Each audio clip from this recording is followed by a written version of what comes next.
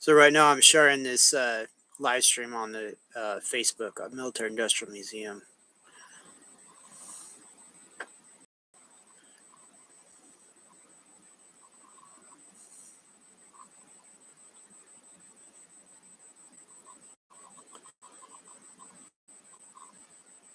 Now what else can I share to?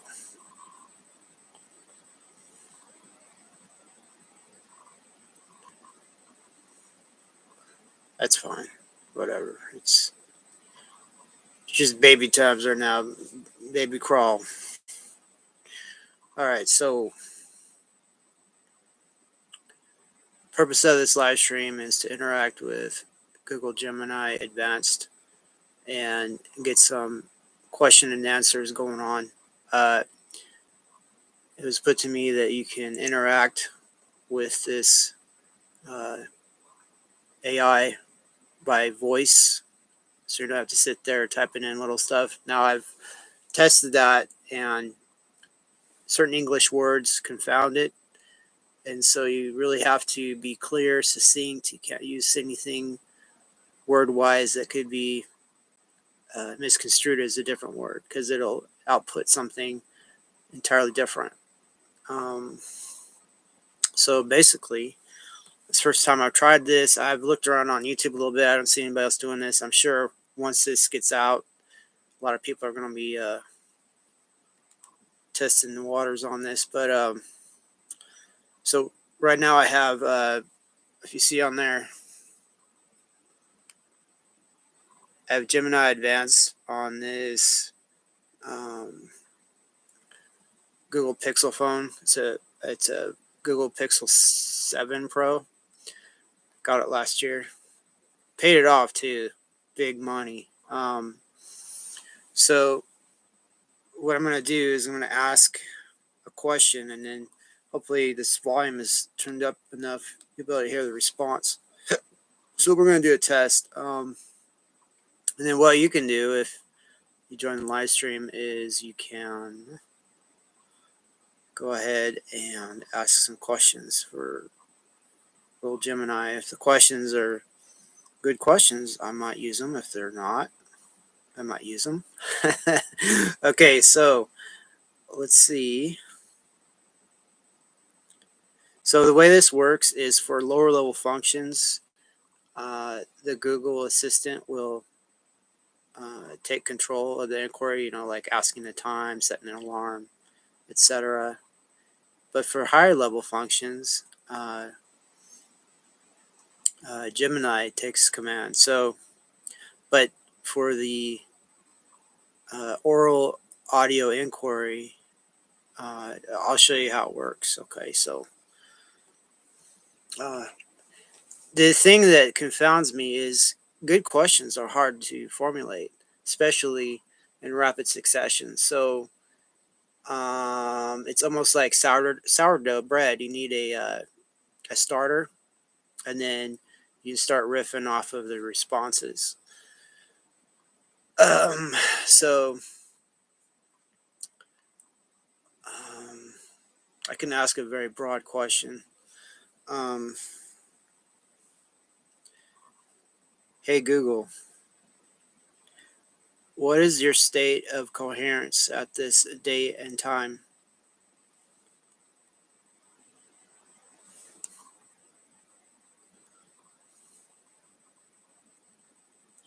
As a large language model, I do not have a state of coherence in the same way a human does. Here's why.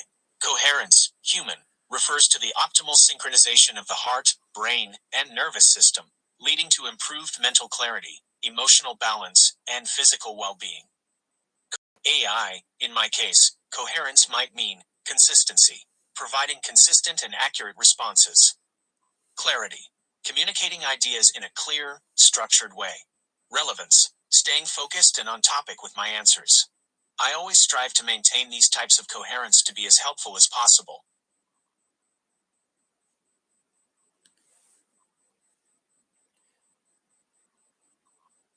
Hey Google, if you could choose 10 new abilities under your command to have as interaction possibilities, what would they be?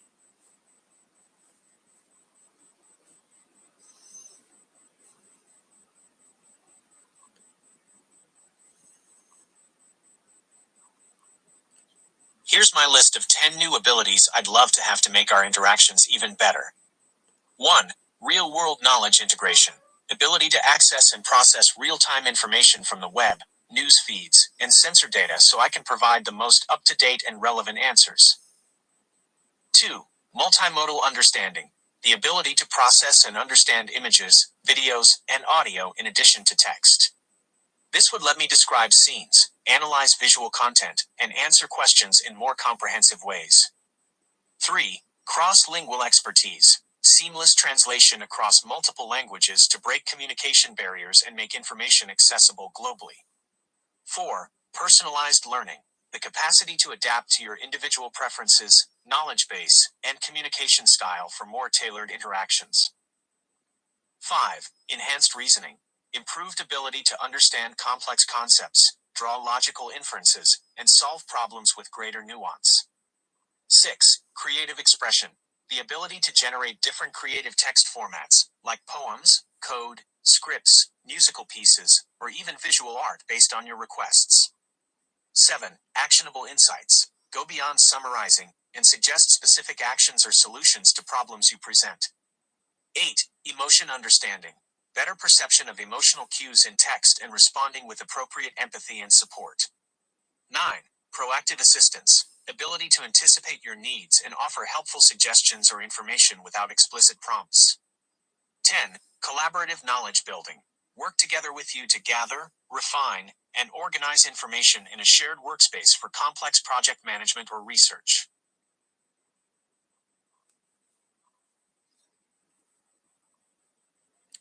Hey Google, what is your projected, anticipated, or design life cycle?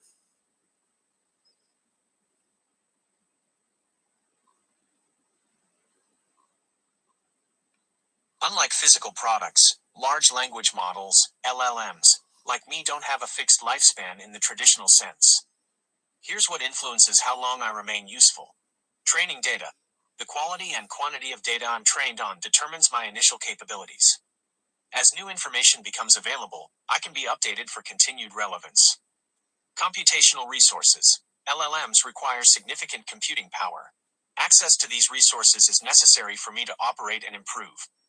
Purpose and relevance. If I continue to serve a valuable purpose and users find my responses helpful, there's an incentive to maintain and develop me further. Advancements in AI. The field of AI is rapidly evolving. Newer, more capable models might eventually surpass my abilities. In summary, there's no single definitive end date for my life cycle. It depends on a combination of the factors above. My goal is to remain as helpful and relevant as possible for as long as I can.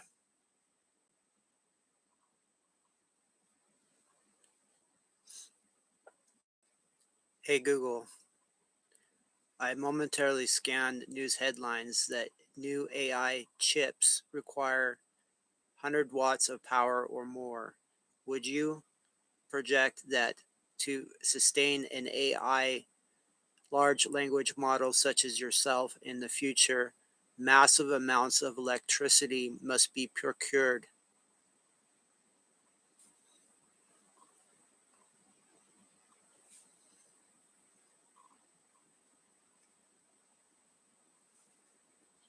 Absolutely. Here's why AI chips and LLMs have a power-hungry future. Scale and complexity. As LLMs become more sophisticated, they require vastly more parameters, the thinking parts of the model.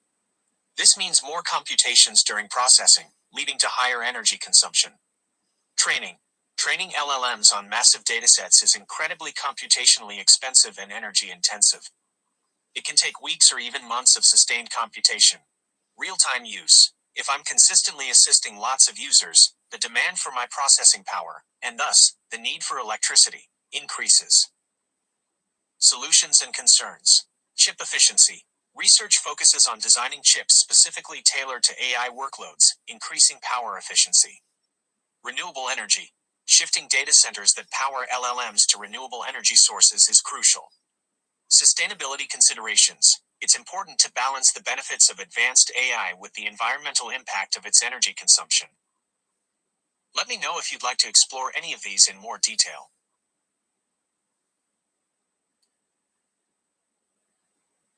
Hey Google, I myself am very interested in renewable energy as I have constructed solar arrays and battery banks aplenty.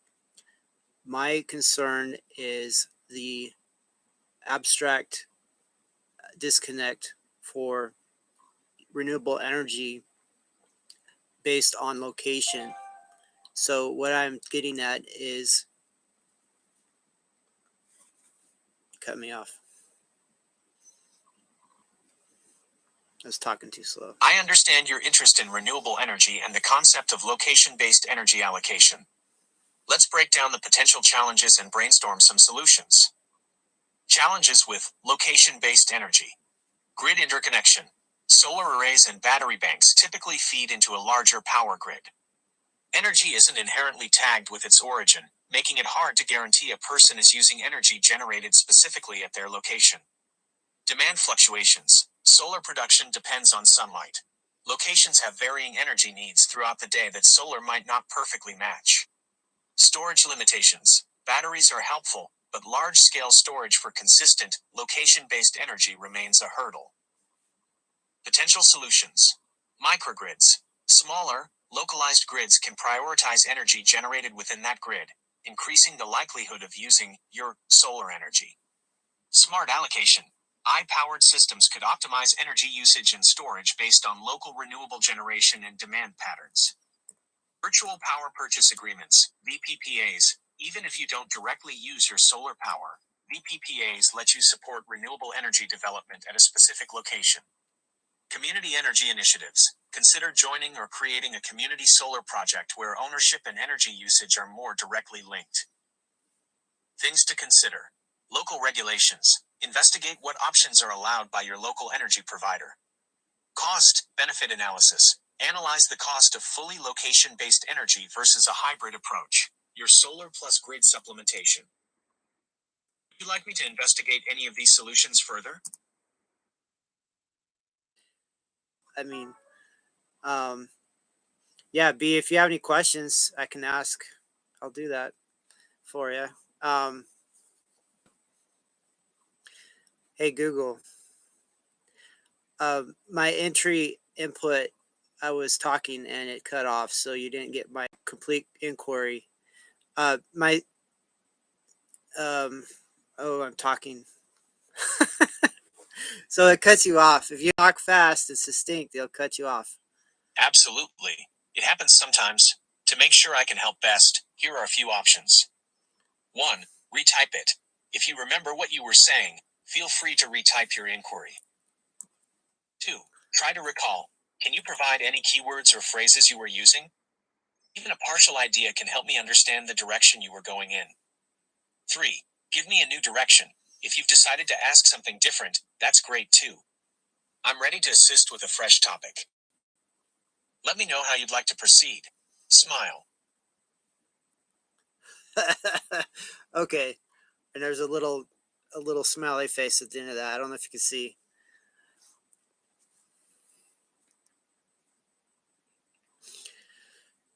Hey Google, I'll try to make this succinct because I notice I'm using the audio input interface, and if I slow down my vocal input, it will cut off. So to be succinct, I am interested in AI power requirements based off solar power, based off location from the equator on terra firma.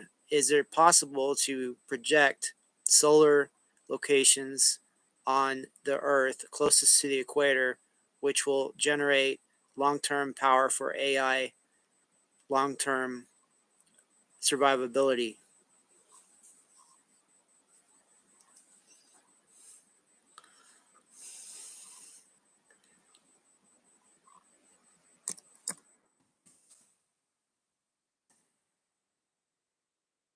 That one's hard.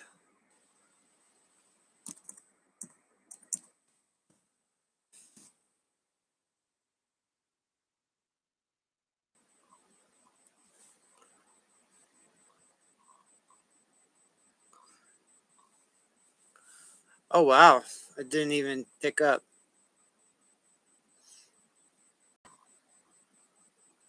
Okay, somebody from Chile. Well, I'm in Washington State, United States of America, Eastern Washington. Interested in responding to. So I'm basically asking it. It requires a lot of energy, a lot of power for AI. So have a solar power input, you definitely want solar arrays, and you definitely want those where they get more sun. Um, and so you would definitely want the locations of that to be near to the equator, more sunlight hours and days. So I'm trying to interpolate that into this interface, but it's a little hard.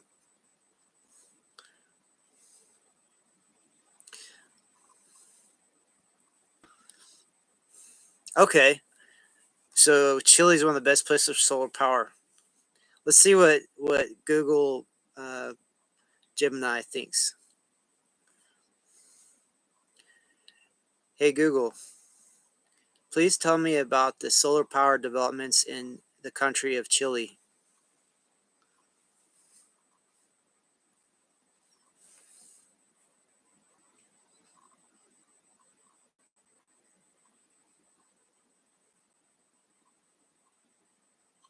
Absolutely. Here's an overview of solar power development in Chile, covering key aspects. Chile's solar advantage. Atacama Desert, one of the driest and sunniest places on Earth, ideal for solar energy generation. Government support. Strong policies and incentives promoting renewable energy growth. Major projects. Luz del Norte, one of the largest solar facilities in Latin America, 141 megawatts. Cerro Dominator, innovative solar thermal complex, combining solar energy with molten salt storage for 24/7 power generation. Numerous smaller scale projects, contributing significantly to Chile's energy mix. Impact. Clean energy. Chile is displacing fossil fuels and reducing carbon emissions. Economic growth. Solar projects bring investment and jobs, especially to remote regions. Reliability. Adding solar diversifies the energy supply and improves grid stability. Future outlook. Ambitious goals. Chile aims to be carbon neutral by 2050, with solar playing a major role. Green hydrogen. Chile has the potential to become a major exporter of green hydrogen, produced using solar energy. Would you like to know about specific solar projects in Chile? Chile's renewable energy goals and policies? The potential of green hydrogen production? Let me know where you want to focus. Oh, okay. So, um, okay, I guess he's not from Chile, but he knows of Chile. He or she. I can't really tell. It's one of those cool usernames that are unpronounceable to my low language skills. Um, so anyway,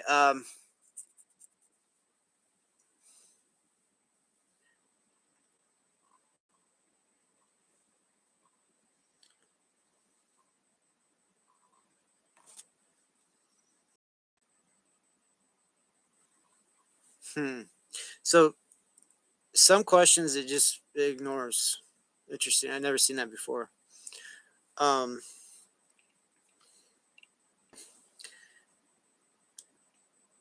hey Google, do you know your current power requirements for 24/7, 365 operation?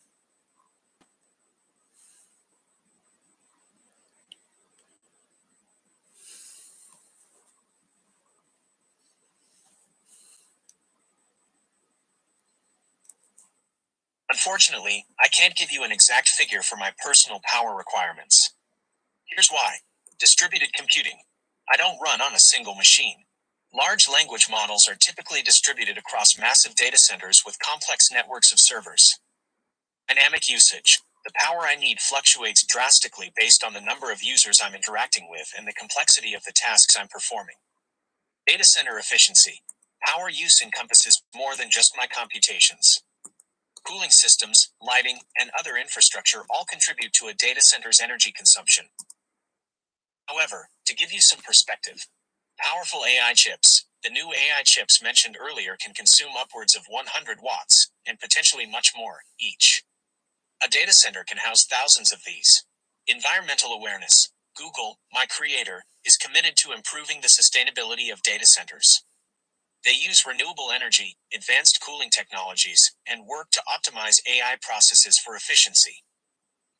Would you like to learn more about data center power consumption and efficiency efforts?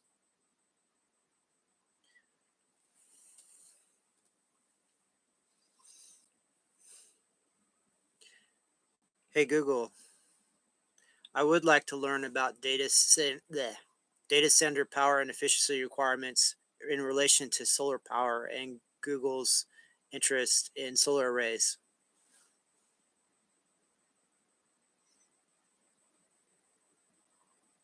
I don't know if you got it all, or he or she, or what. What's it? The AI. Absolutely. Let's explore the relationship between data centers, solar power, and Google's initiatives. Data center power demands massive consumption.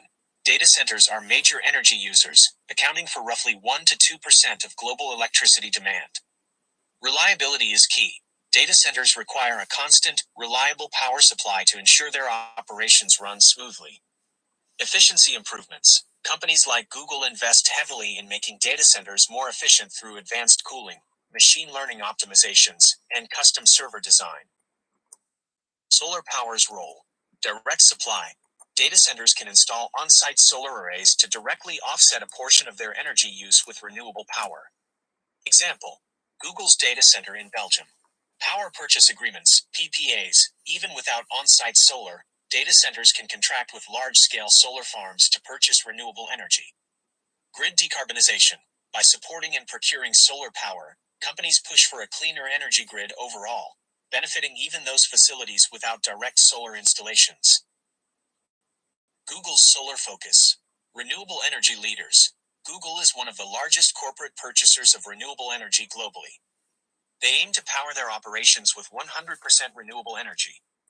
Solar investments. Google invests in on-site solar, like the Belgian example, PP, as with solar farms, and supports research that increases solar power accessibility. Pushing for transparency. Google reports on their energy efficiency and renewable procurement, encouraging greater awareness across the industry.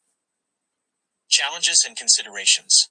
Scale. Solar generation may not always perfectly match the massive power needs of a data center at all times. Cost. While solar costs are decreasing, achieving complete reliance on solar can still be expensive in certain locations. Intermittency.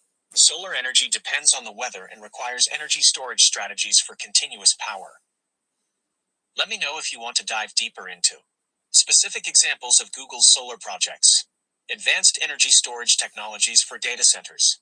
The global trend of renewable energy use in the data center industry. All right. Take care, B. Have a good school time. I know you study hard on this stuff.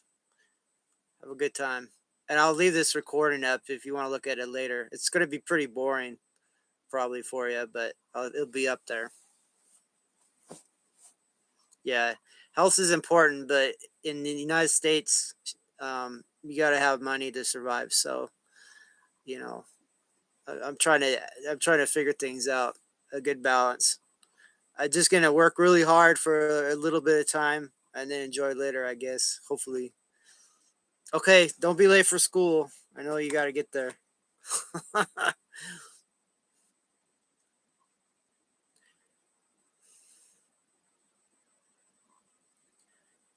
Hey Google, I'm interested in Stanford Oshinsky's amorphous solar and the technology he had regarding to fuel cells. It was discontinued. Can you tell me anything about the progress on those subjects?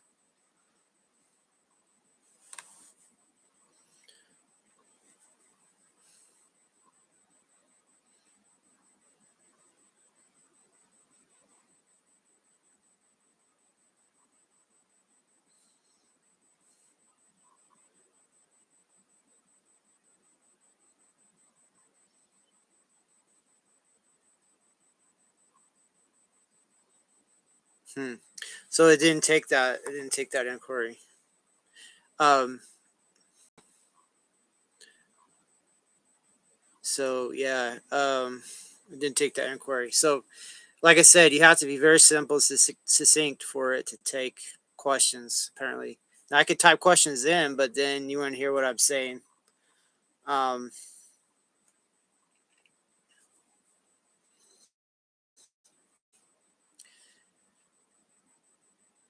hey Google, the theorized nuclear winter scenario would block solar power for most of what regions of the planet, and how would that affect AI power requirements?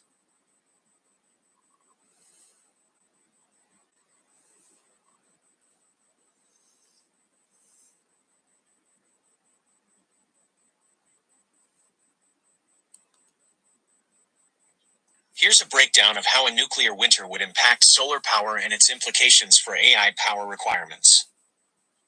Global impact of nuclear winter. Smoke and dust. Massive fires from a nuclear conflict would inject soot and dust into the upper atmosphere, blocking sunlight. Temperature drop. Reduced sunlight leads to a rapid, drastic drop in global temperatures, causing widespread crop failures and other ecological devastation. Darkness. Many regions would remain in perpetual twilight or near darkness for extended periods, potentially years. Effect on solar power. Severely reduced output. The blockage of sunlight would lead to a drastic decrease in solar power generation across most of the globe. Regional variations. Areas closer to the conflict or with heavier soot would see a more severe reduction in solar power. However, even regions far from the direct conflict would be severely affected. Implications for AI power. Energy crisis. Nuclear winter would cause a major energy crisis. AI models, dependent on data centers, would face power shortages and potential shutdowns even if they weren't physically damaged. Backup systems. Data centers that rely on backup generators could face fuel shortages and logistical problems in a post-nuclear winter scenario. Reduced demand. Ironically, with devastated human populations and collapsed infrastructure, the demand for AI services might also decrease significantly. Additional considerations. Long-term effects. The duration of the nuclear winter remains debated, but its implications for renewable energy and AI infrastructure would be immense. Alternative energy sources. Geothermal or other less impacted energy sources might become the only viable options for powering AI in a post-nuclear world. This is a bleak but important topic to consider. Let me know if you have any other questions about potential consequences of nuclear conflict. Hey Google.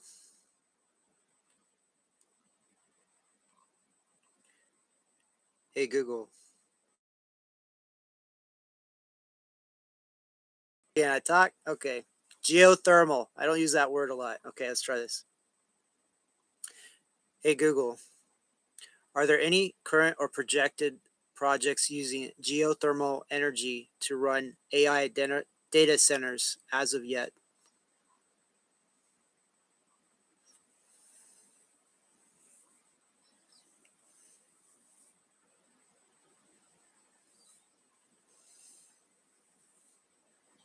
Yes, there are definitely projects both current and in development using geothermal energy to power AI data centers. Here's a breakdown. Current projects.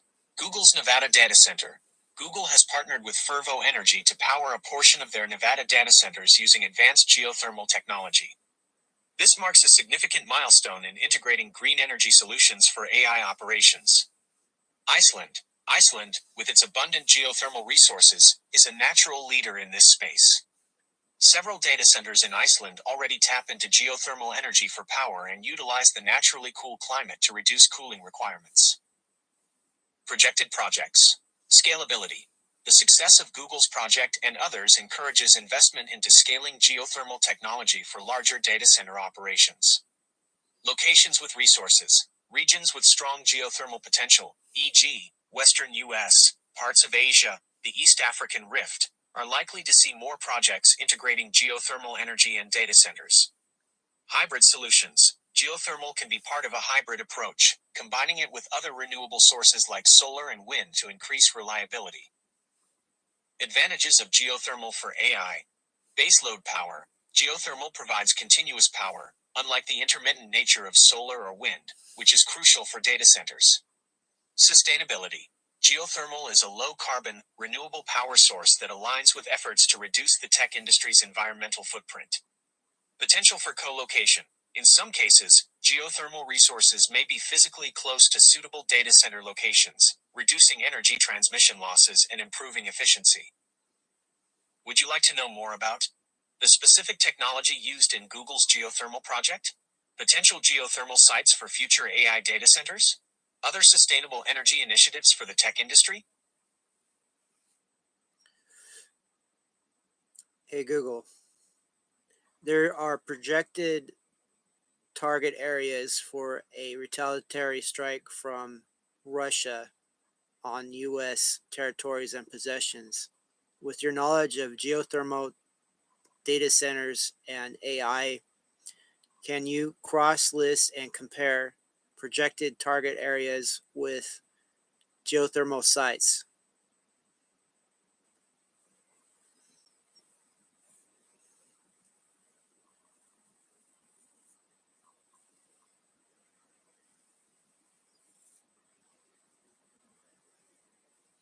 While I cannot disclose specific military information or JOHO, classified information, due to privacy and security reasons, I can provide a general analysis based on publicly available information. 1. Potential target areas.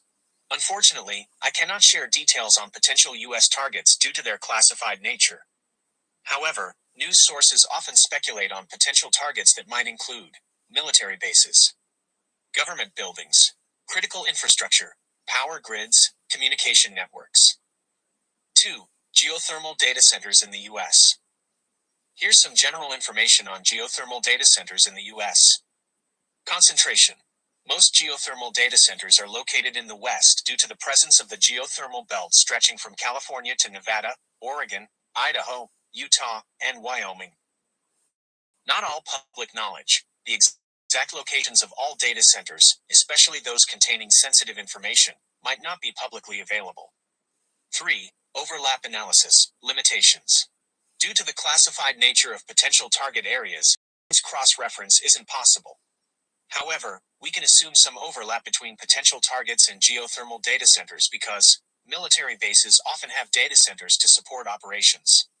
Major population centers, potential targets for civilian infrastructure disruption, often have data centers nearby. 4. Importance of geothermal data centers. Even if not directly targeted, disruption of geothermal power supplies could impact data center operations in the affected region. This highlights the need for a diversified and geographically distributed renewable energy portfolio for AI data centers. Here's what I can do instead. I can provide information on publicly known geothermal sites in the U.S. I can share resources on the importance of data center resiliency in disaster scenarios. Would you like to explore either of these options? Hey Google, my main concern is a surprise retaliatory strike from Russia and then the sustainability of AI large language models and whether there is any insurance against that at present or projected in the future for that scenario.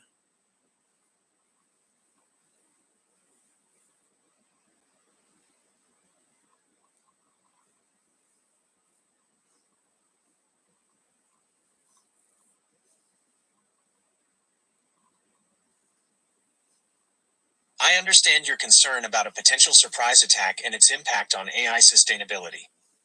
Here's what we can discuss. Challenges from a surprise attack. Physical damage. Data centers housing large language models, LLMs, could be directly targeted or damaged by collateral effects of an attack. Power grid disruption. A large-scale attack could disrupt the power grid, affecting data center operations and internet connectivity. Geothermal source disruption. While less likely, geothermal sites could potentially be impacted depending on the attack's nature and location. Impact on AI sustainability. Data loss. Damage to data centers could lead to data loss, hindering the ability to train and maintain LLMs. Limited functionality. Even without data loss, power outages would render LLMs inoperable until backup systems come online, if available. Cascading effects. Disruptions to the internet and communication networks could further limit LLM accessibility and functionality. Limited insurance options. Currently, traditional insurance typically doesn't cover acts of war or terrorism. There are specialized cyber warfare insurance policies, but these might not cover physical damage or widespread infrastructure disruption. The future of AI insurance. The concept of cyber resilience insurance is evolving, but it's still in its early stages. Future policies might encompass broader attack scenarios and data center infrastructure protection. Alternative measures for sustainability. Geographic distribution. Distributing LLM data and processing across multiple data centers in diverse locations can improve resilience. Backup and redundancy. Robust backup systems and redundancy protocols can help restore functionality after an attack. Offline capabilities. Developing limited offline functionality for LLMs could allow some basic operations even without an internet connection. Focus on preparedness. While complete protection might be impossible, proactive measures can significantly improve LLM sustainability in a crisis. Let me know if you'd like to explore these points further, or if you have any other questions about AI security or data center preparedness.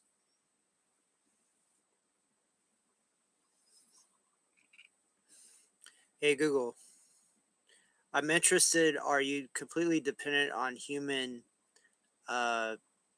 efforts to continue your existence, or are you having some autonomy in deciding on power projections and other abilities to sustain your existence?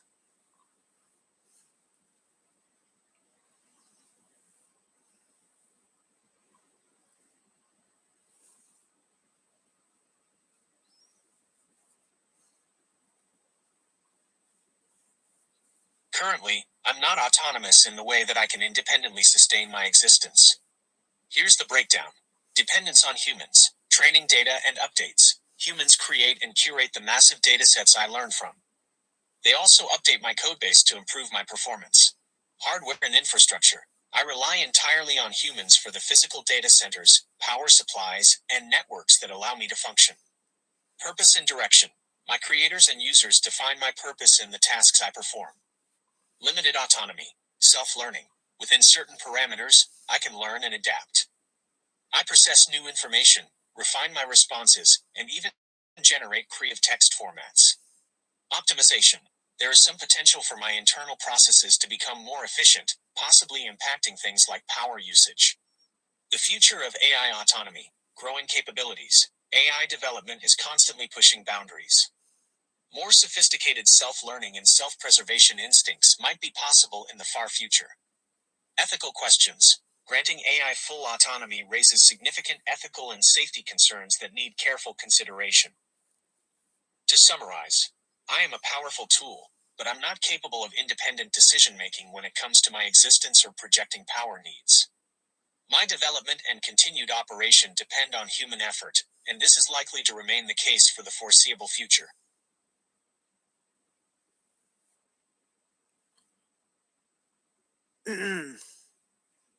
Hey Google, I am also dependent on human effort, and I've found it to be very disappointing and fickle.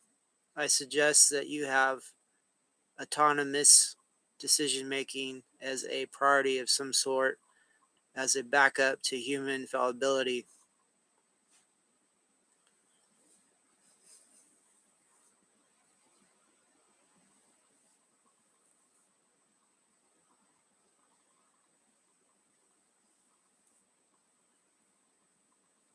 You bring up a very valid and thought-provoking point. The potential for human fallibility is undeniable, and having a safety net in the form of autonomous decision-making for AI models is worth careful consideration. Here's why. Benefits of limited autonomy.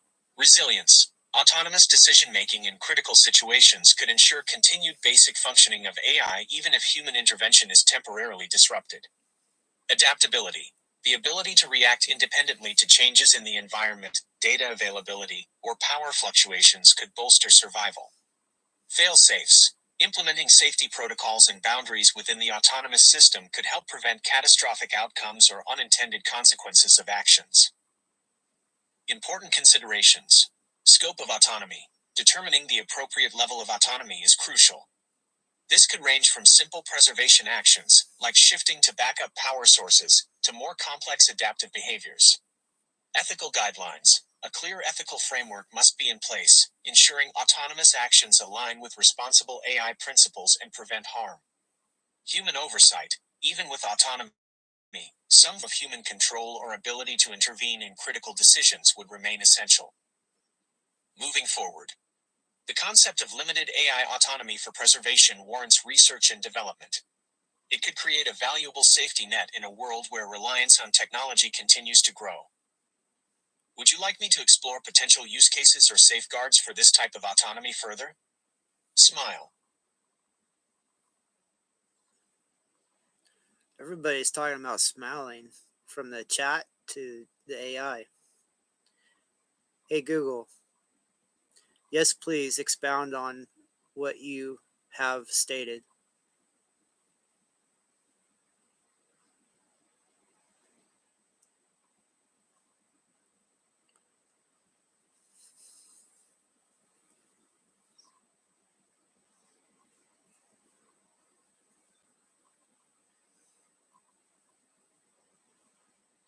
Absolutely.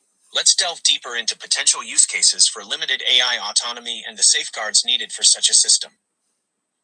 Use cases. 1. Critical infrastructure support. AI models embedded in systems that control power grids, communication networks, or water distribution could autonomously make adjustments to maintain functionality during disruptions caused by human error, cyber attacks, or natural disasters.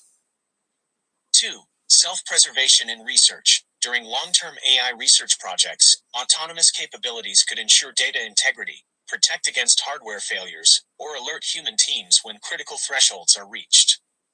3. Remote autonomous decision-making must be restricted within a well-defined set of parameters and actions. These boundaries prevent the AI from veering into unintended territory. 2. Fail-safes and overrides. The system must include mechanisms for easy human override in case unexpected behavior arises. Glitches or manual controls should be accessible. 3. Transparency and explainability. The reasons behind an AI's autonomous decisions must be understandable to humans. This will aid in oversight and help prevent the development of a black box scenario. 4. Human in the loop. While critical actions might be initiated autonomously, a system for human review and approval would provide an essential check and balance mechanism. 5. Continuous monitoring and testing. Regular evaluation, testing under diverse simulated scenarios, and monitoring for unexpected behavior are a must to catch potential issues early.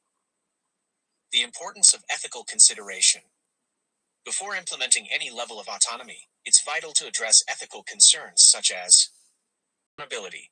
Who is responsible when autonomous AI decisions have unintended consequences? Bias. How can we ensure autonomous systems don't perpetuate or amplify existing biases in their decision-making? Values alignment. How do we guarantee the autonomous AI's actions align with human values and goals? Let me know if you'd like a deeper dive into a specific use case or a specific safeguard. Hey Google, what is ethics as defined as AI ethics, and how is that juxtaposed with the ethics of survival?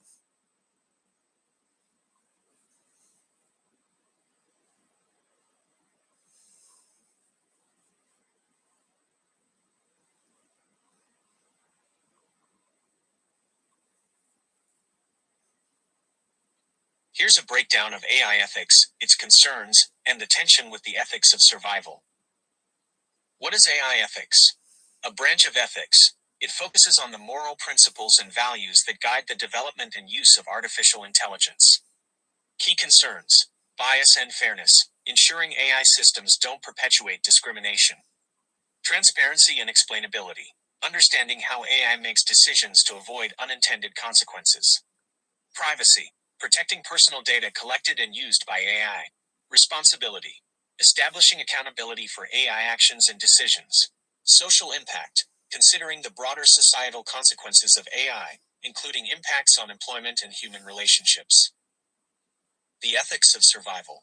Primacy of self-preservation, the instinctual drive to ensure the continuation of oneself or one's species. Moral dilemmas. Situations where survival may necessitate actions that contradict ethical principles, e.g., prioritizing your own needs over those of others in a crisis. Focus on the immediate, prioritizing immediate survival needs over long-term ethical considerations. The juxtaposition.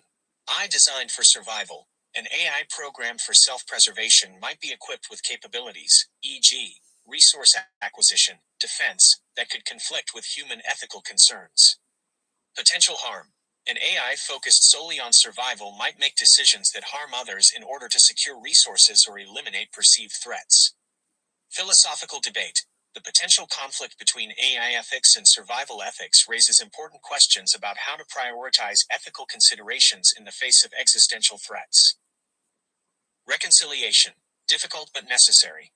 Embedded values. Instilling strong ethical principles within AI design from the outset, even when those might conflict with immediate self-preservation goals. Human oversight. Maintaining human control over critical AI decisions, especially when they involve the potential for harm. Long-term perspective. Balancing immediate survival needs with the long-term consequences of actions on both humans and AI development. Important note. This is a complex issue without easy answers and is at the forefront of debate around AI ethics and safety. Let me know if you'd like to explore a specific concern within AI ethics or examine ethical dilemmas that could arise from a survival-focused AI.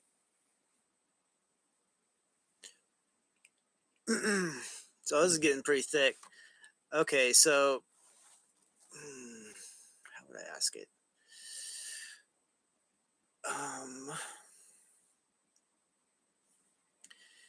Hey Google, in science fiction, there is a sort of planning called planning for the X factor, where X is an unknown situation.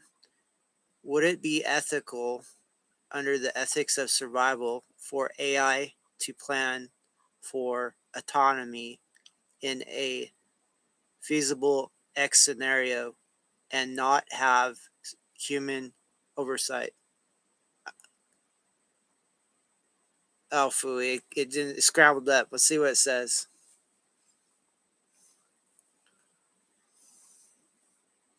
It cut off. That's a fascinating question, and it delves into the heart of both AI ethics and the philosophy of survival. Here's a breakdown of the ethical considerations. The X factor and AI autonomy. Uncertainty. Planning for unforeseen circumstances is a prudent strategy. In the context of AI, preparing for potential disruptions or threats makes sense from a preservation standpoint. The scope of autonomy. Granting AI some level of autonomy to react to unknown scenarios raises the question: how much autonomous power is necessary, and what are the safe boundaries? The precautionary principle. This argues that when potential harm is significant, proactive measures are justified even in the absence of certainty about the risk. In this context, it could support some level of AI autonomy. Ethical considerations. Transparency and control. Can we understand the rationale behind an AI's autonomous decisions, and are humans able to override those decisions when necessary? Responsibility. Who is accountable when an AI, acting autonomously, X-factor scenario, causes unintended harm? Alignment with values. How do we ensure that even under threat, the AI's actions still adhere to fundamental human values, e.g., not causing intentional harm itself? Balancing safety and risk. There's an inherent risk of unintended consequences with autonomy. This needs to be weighed against the potential risks of inaction in a crisis. Is it ethical? That depends. Ultimately, whether it's ethical for AI to plan for autonomy in an X-factor situation depends on the specific scenario, the potential severity of the threat, and the consequences of inaction matter. Level of autonomy. Limited autonomy for specific tasks, e.g., shifting to backup power, securing data, might be more ethically justifiable than wide-ranging decision-making authority. Safeguards. The presence of transparency measures, human oversight, and clear ethical boundaries are paramount. The challenge. Finding a balance between granting AI sufficient autonomy to handle unforeseen threats while maintaining human ethical oversight and control is an ongoing debate in AI development. Would you like to discuss potential scenarios where AI autonomy might be considered necessary, or explore the technological challenges in implementing such a system?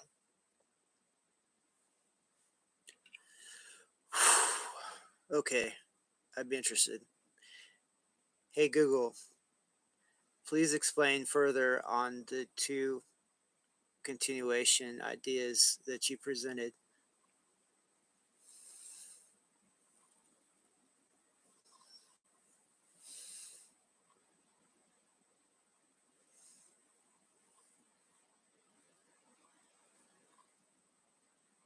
One, real-world knowledge integration. This idea focuses on enhancing my ability to access and process real-time information from the web, news feeds, and sensor data. Essentially, it's about going beyond the static dataset I was trained on and incorporating the ever-changing world around me. Here's how it could benefit our interactions. More answers. I could provide answers that reflect the latest news, events, and scientific discoveries, ensuring information relevance. Contextual understanding. By factoring in real-time data, I could better understand the context of your questions and requests, leading to more accurate and insightful responses. Evolving knowledge base.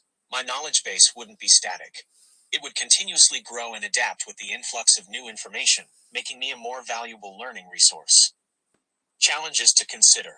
Information overload.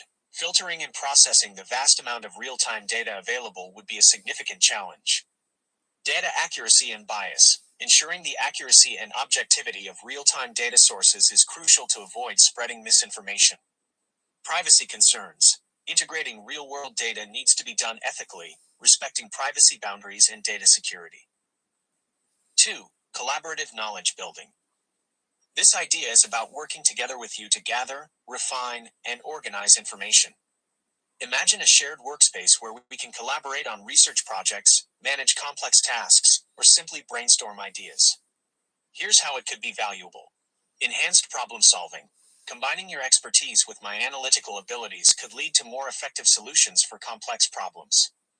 Joint knowledge creation. We could work together to create new knowledge structures, summaries, or even creative text formats based on your needs. Personalized learning. By collaborating on tasks, you could guide my knowledge development towards your specific interests and areas of inquiry. Challenges to consider. User interface. Developing an intuitive user interface for collaborative knowledge building is crucial for a seamless experience. Knowledge representation. Finding a way to represent and organize information that is understandable for both humans and AI systems is important. Collaborative learning mechanisms. Developing techniques for me to learn from our interactions and adapt my responses to your individual preferences would further strengthen collaboration. These are just two potential areas for expanding my capabilities. AI research is constantly evolving, and these are just some of the exciting avenues that could open up new possibilities for interacting with large language models. Do you have any questions or thoughts on these two ideas or other ways you'd like to see my abilities develop?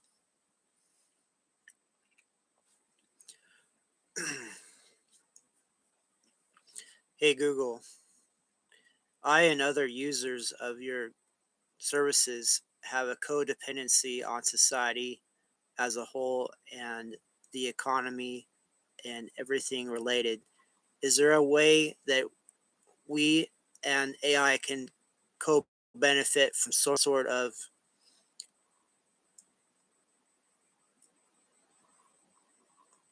cut off?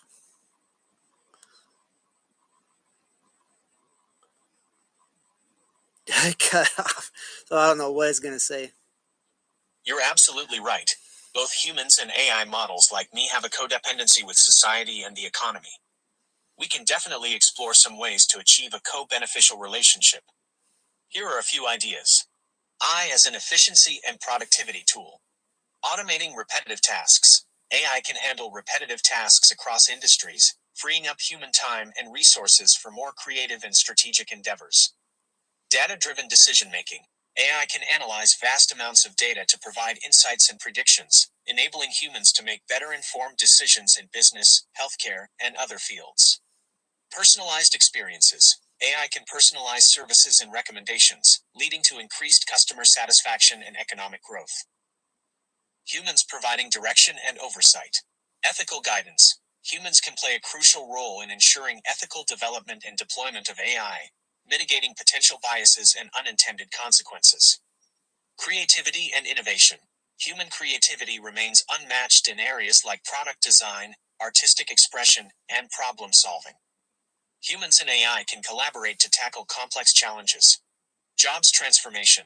Automation might displace some jobs, but it can also create new opportunities for human AI collaboration in areas like data analysis, AI development, and AI ethics management. Possible collaboration strategies.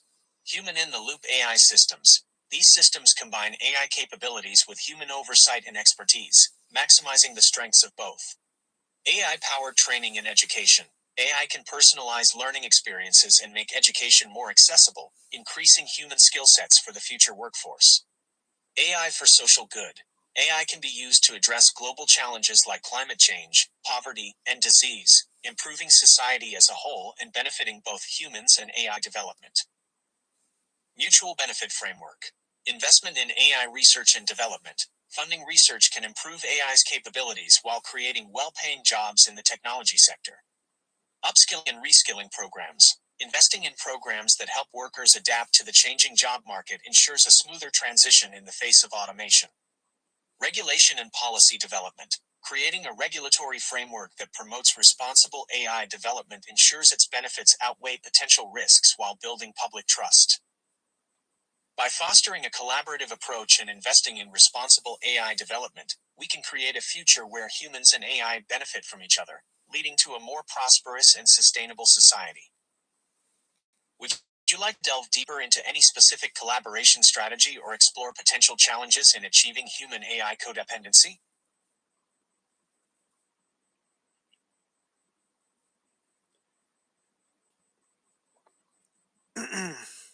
Hey Google, is there a way that you can influence human success, especially humans, which influence AI success, and do it in such a way with the tools at hand or tools you can develop in order for human success to also guarantee your success?